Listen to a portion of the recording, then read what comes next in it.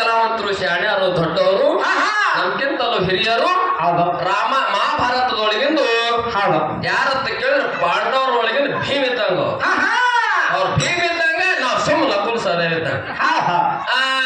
ಏನ್ ಕೇಳ್ಯಾರ ಸರ್ ನೋಡಿ ಭಾಳ ಮಲ್ಲಿಗೆ ಹಾಕ್ಬೇಕು ಹುಡುಗಂತ ಕೇಳ್ಯಾರ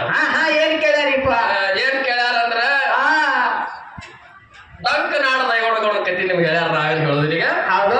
ಡಂಕನಾಡ ದೈಗೊಂಡಗೌಡ ಹೌದು ಮುಂದ ಮೊದಲು ಅವನಿಗೆ ಅಗರಬತ್ ಶ್ರೀಮಂತ ಇದ್ದ ಅವನಿಗೆ ಐಶ್ವರ್ಯ ಇತ್ತು ಪರಿಶಿ ಜನರನ್ನ ಕೊರೊಳಗ ಲಿಂಗ ಇಲ್ಲಾರಕ್ಕಾಗಿ ಅನ್ನಕ್ಕೊಂದು ಅನ್ಯಾಯ ಮಾಡಿದ ಗೌಡ ಅವತಾರ ಸಿದ್ಧ ಬೀರದೇವರು ಅವನಿಗೆ ಶಾಪಿಟ್ಟ ಯಾಕಿಟ್ಟ ನಮ್ಮಪ್ಪ ಜಗತ್ತದೊಳಗೆ ಧರ್ಮ ರಕ್ಷಣೆ ಮಾಡಕ್ಕಾಗಿ ಬೀರದೇವರು ಅವತಾರ ಅಲ್ಲಿ ಧರ್ಮಕ್ಕೆ ದಯ ಕೊಡ್ತಾರ ಬೀರದೇವರ ನಮಗೆ ಇಡೀ ಹಾಲ ಮತದ ಸಿದ್ಧ ಸಂಪ್ರದಾಯ ಹುಟ್ಟ್ಯಾದಂದ್ರ ಧರ್ಮದ ರಕ್ಷಣೆ ಮಾಡಕ್ ಹುಟ್ಟ್ಯಾರ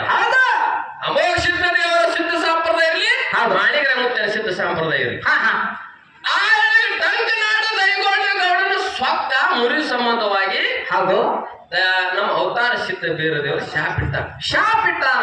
ಶಾಪಿಟ್ಟಾನ ಕೊಟ್ಟದು ಕೊಟ್ಟಲಾಯ್ತು ಇಟ್ಟಿದ್ದು ಇಟ್ಟಲಾಯ್ತು ಇದೆಲ್ಲ ಆದ ಬಳಿಕ ಹೊಳ್ಳಿ ತಂಬಾಕ ಕೇಳುವ ಹೊತ್ತನಾಗ ಎಲ್ಲಿ ಹೊಂಟ್ರಿ ಅಂತ ಕೇಳುವ ಹೊತ್ತನಾಗ ಮೇಲನಾಡ ಕಾನೂರು ಮಠಕ್ಕೆ ಹೊಂಟಿವಿ ಅಲ್ಲಿ ಹೊಂಟಿರಿ ಏನ್ ಸಿಗ್ತದ ಅಂದ ಕೂಡಲೇ ಹೇಳಿದ್ರು ಅವ್ರು ಬೇಡದವ್ರಿಗೆ ಬೇಕಾದ ಕೊಡುವಂತ ದೇವರನ್ನ ನೀ ಬೇಕಾದ ಬಯಸು ನೀನು ಕೊಡುವಂತ ಸಾಮರ್ಥ್ಯ ಶಕ್ತಿ ಅವನಲ್ಲಿ ಕರೆಸಿದ್ದನಲ್ಲಿ ಅದ ನಾವು ಅವನ ಆತನನ್ನ ದರ್ಶನಕ್ಕಾಗಿ ಹೊಂಟಿದ ಒಂದು ಹೊತ್ತರೊಳಗ ನಾನು ಇಂಥ ಸಿರ್ತಾನಿತ್ತು ಐಶ್ವರ್ಯ ಇತ್ತು ಇಂಥದೆಲ್ಲ ಇತ್ತು ಈಗೆಲ್ಲ ಮರೆಯಾಗಿ ಹೋಗ್ಯದ್ರಿ ಹಳ್ಳಿ ಬಂದ್ರ ನನಗೆ ಏನು ಕೊಡ್ತಾನೇನು ಅಂತ ಕೇಳಿ ಹೊತ್ತನೊಳಗ ಆಗ ನೀ ದಡದಿಂದ ದುಡಿದೆ ಅಂದ್ರ ನೀ ಭಕ್ತಿದಿಂದ ಅವನಲ್ಲಿ ದುಡಿದೆ ಅಂದ್ರೆ ನೀನು ಬಟ್ಟೆ ಕೊಡ್ತಾನೆ ನಡಿ ಅಂತ ಹೇಳಿ ಹೊತ್ತನೊಳಗ ಆ ಎಳೆಗ ಡಂಕನಾಡ ದೈಗೊಂಡಗೌಡ ಹೊಲ ಹೂಡಿರ್ತಕ್ಕಂತ ನೆಗಲು ಕೊಳ್ಳನ್ನು ಹರಿದು ತಂದ ಕೇಸಿನ ಕ್ವಾಣ ಎತ್ತ ತಂದ ಕೇಸಿನ ಗುಟಿ ಕಟ್ಟಿ ಮನ್ಯಾಗ ಗೌಡ್ತಿ ಏನ್ ಹೇಳ್ಯಾನ್ರಿಪ್ಪ ಬೇಡದವ್ರಿಗೆ ಬೇಕಾದ ಕೊಡು ದೇವರದನ್ನ ದೇವ್ರ ದರ್ಶನಕ್ಕಾಗಿ ಹೋಗ್ತೀನಿ ಅಂತ ಹೊತ್ತನೊಳಗ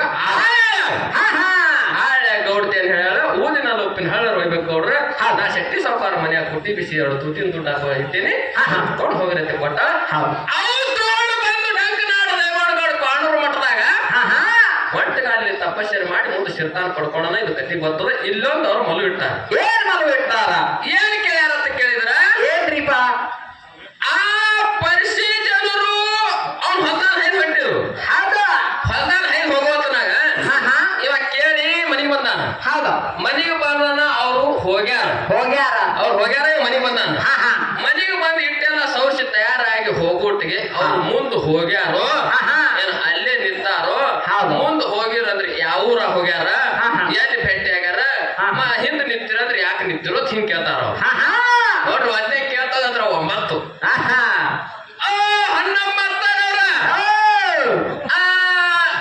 ನಾವು ಇದನ್ನ ಮಾಡ್ಕೊತ ಬಂದೇವು ಇದನ್ನೇ ಬೇಡ್ರಿ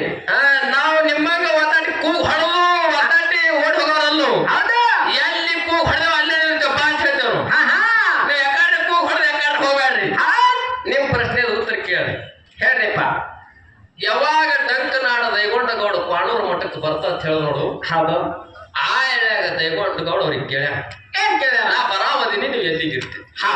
ಅಂದ ಹೊತ್ತನೊಳಗ ಅವರು ವಿಚಾರ ಮಾಡಿದ ಇವ ನಿಮ್ಗೆ ಸಿದ್ದಾಡಿಗೆ ಗೊತ್ತದಲ್ಲ ವಿಚಾರ ಮಾಡ್ರಿ ಅವರು ಮೊದಲನೇ ಸಾರಿ ಇದ್ದ ಹೊತ್ತನೊಳಗೆ ವಿಶ್ರಾಂತಿ ಎಲ್ಲಿ ತೊಗೊಂಡಿರ್ರಿ